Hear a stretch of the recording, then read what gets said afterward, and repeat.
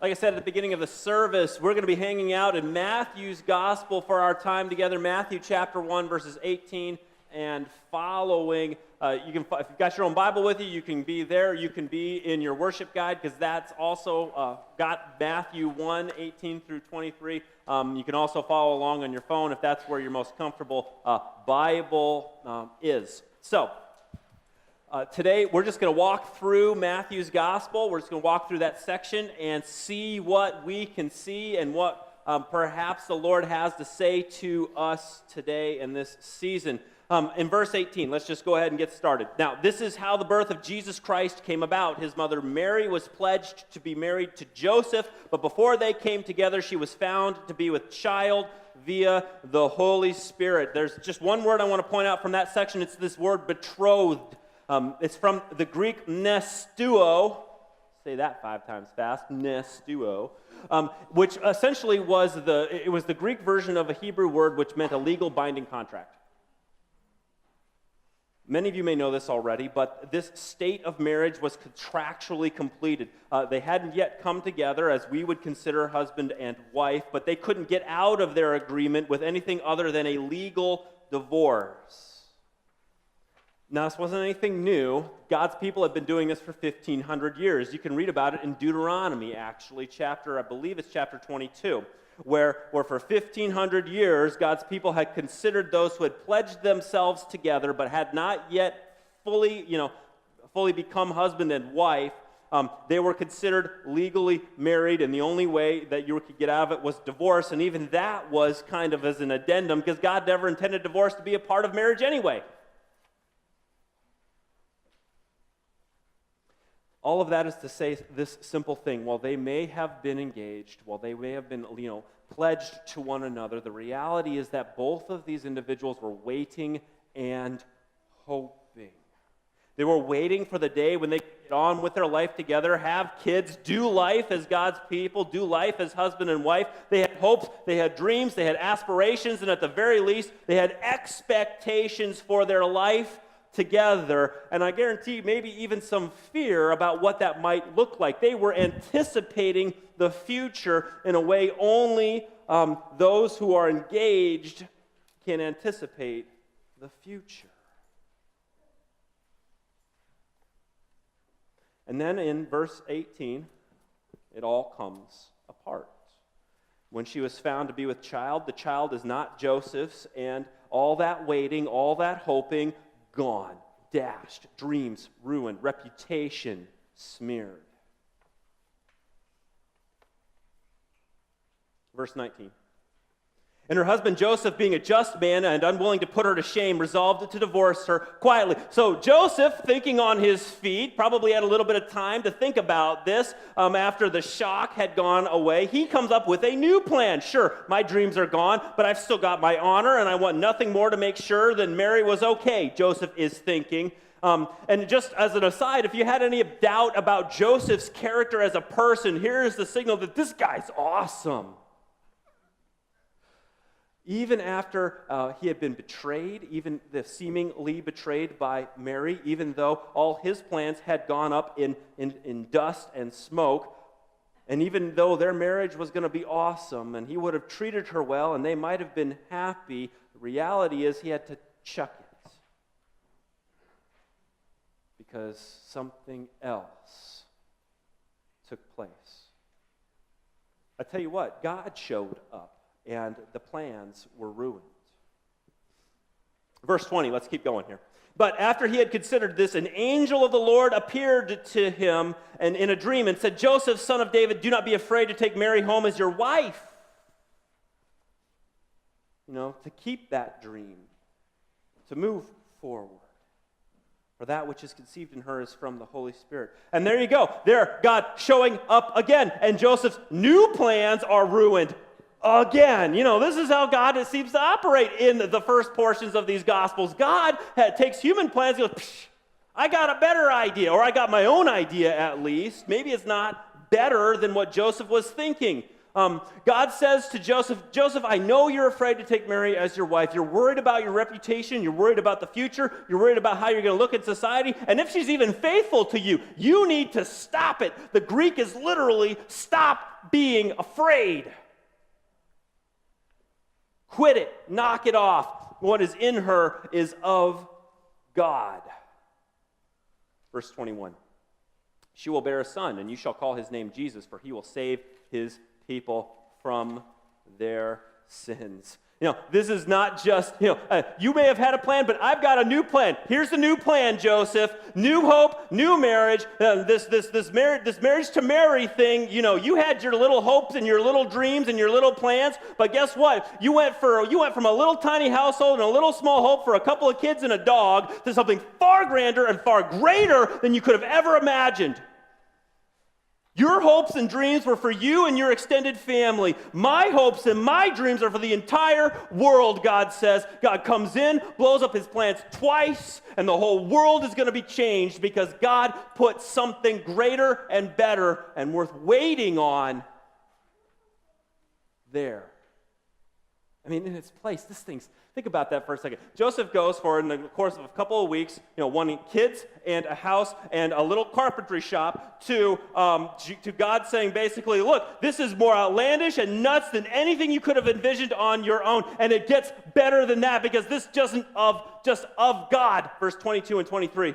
All this took place to fulfill what the Lord had spoken by the prophet. Behold, the virgin shall conceive and to bear a son, and they shall call his name Emmanuel, which is Hebrew for God with us. This isn't just of God that's showing up. This isn't just something that God just sort of threw into motion and then just abandons. This is God inside Mary.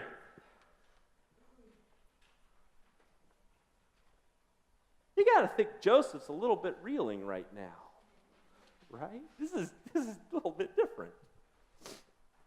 And then Joseph has a job to do. When God says, Joseph, take her as your wife, all of the things that a husband is supposed to do, God says, go do it. Take Mary. Be the honorable person you are. Watch over her as your responsibility, and watch over that child, and wait. Wait until Mary gives birth. Wait until that child is born. And then when you've waited those months, when you've waited that time, when what I say comes true, name him Jesus. Yeshua. God saves. This isn't in your guide, but we're going to go a couple more verses. Verse 24.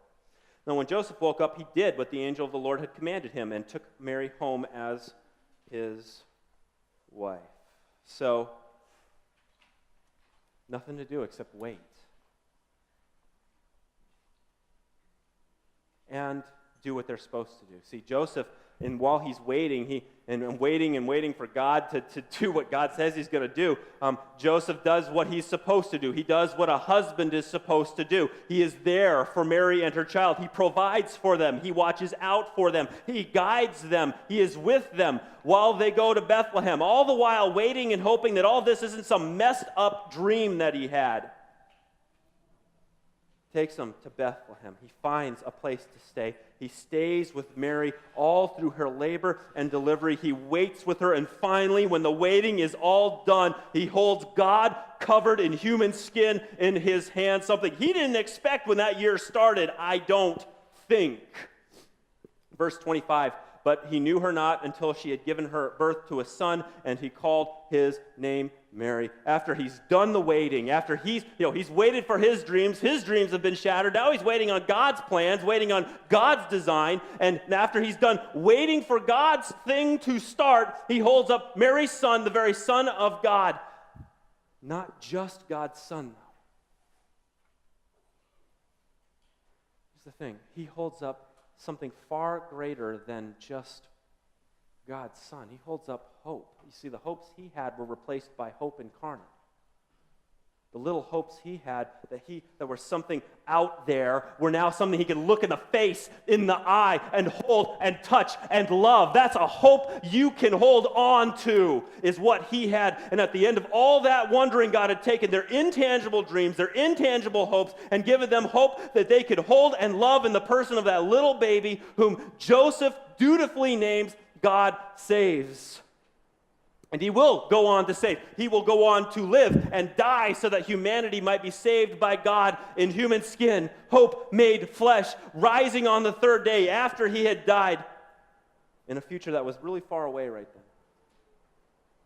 So that you and I might have a hope we could look in the eye, hold on to, and wait for. Whoever trusts that little baby boy. Now, if that wasn't good enough for Joseph and Mary, we learned later on from the other Gospels and through the book of Acts a couple of things. First is this. If you thought it ended there for Joseph and Mary, that they had God, hope incarnate, that they could look in the face, there's even things get better for them because, God has another surprise for Joseph and Mary. After they make a quick trip to Egypt and back, to escape some murderous king named Herod trying to kill Jesus, they come back to Nazareth. They end up in Mary's hometown with 4 boys, probably a couple more than they were anticipating at the time, and several girls alongside of Jesus. A house, a home, and oh yeah, a carpentry business.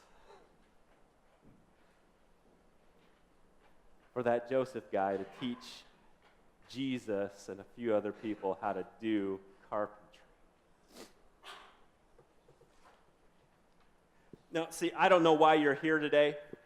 Maybe you're here because you were made to be here. Maybe you were here because that's what you've always done. Maybe you're here because you're looking for hope and you've been waiting for a long, long time. What I do know is this. Occasionally, God puts our own plans on pause. Pause button. And in their place, he asks us to wait and to look to hope. Hopes for the past, that our sins can be forgiven, hopes for the present, that we actually have a responsibility to do stuff right now, and hopes for the future, that we're going to have eternity, to live with God forever in light and life without any of this sin stuff and the brokenness that it brings with us. We have hope with human skin on. While we're hoping, we're supposed to wait. And while we're waiting, we have a job to do. And the job is really simple. Chase and Beth, with the children's message, did a fantastic job explaining it. We're to be light. We are to shine the light of Jesus into this world. How do we shine the light of Jesus? Well, I'll tell you a real simple way. Be a good husband. Be a good wife. Be a good kid. Be a good parent. Be a good employee. Be a good employer. Use the gifts God has given you. Love your neighbor. Pursue honor and righteousness, as Joseph did. Pursue those things.